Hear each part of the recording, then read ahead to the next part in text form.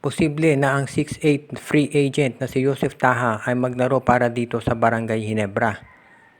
Kung titignan natin ngayon, ang Ginebra ay nangangailangan sila ng isa pang big man para tumulong dito sa kanilang lineup.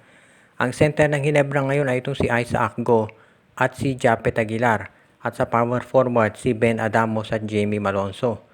Ang problema lamang, itong si Jamie Malonzo merong injury. Hindi pa natin alam kung makababalik siya dito sa Governor's Cup. Pero sinabi ni Coach Tim Con, malamang daw baka Commissioner's Cup na ito makapaglaro.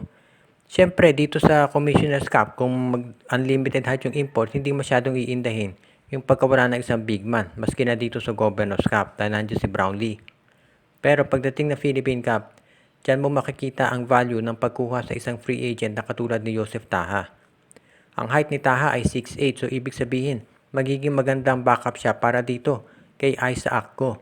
At itong si Ben Adamos, pwede na maging isang power forward talaga ng Ginebra, at isa si Japet Aguilar nandiyan pa. So ibig sabihin, kahit merong injury at nagre-recover si Jamie Malonzo, hindi ninipis yung front court ng Ginebra. Itong si Joseph Taha, nakapaglaro na yan sa iba't ibang koponan. Kahit hindi siya nagtatagal sa isang team, nagtatagal naman siya dito sa PBA dahil nakikita nila yung value nito. Si Taha ay maaasahan sa opensa, sa depensa at sa hustle at rebounding. Nakita naman ninyo kung paano ito rebound, at parang isang 6'8 na Rudy Hatfield ang laro nito. Para din itong si Cliff Hodge kung titignan ninyong mabuti yung kanyang laro. Kaya sa tingin ko, babagay ito dito sa Barangay Ginebra. Si Taha ay isang unrestricted free agent. So ibig sabihin yan, pwede siyang kunin ng Barangay Ginebra kahit hindi na sila kailangan pang makipag-trade o magbigay ng player. Pwedeng ang gawin ng Ginebra, bigyan lamang ng short contract si Taha. For example, 1 conference ang ibigay nila at tignan kung ano magiging resulta. Para bang yung nangyari kay David Morel, tignan lang nila kung magiging bagay sa kanilang lineup.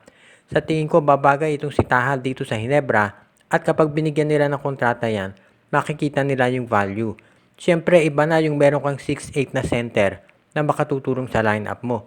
So, habang wala si Jamie Malonzo, pwedeng si Isaac Go at si Taha sa center, at sa power forward si Japet Aguilar at si Ben Adamos.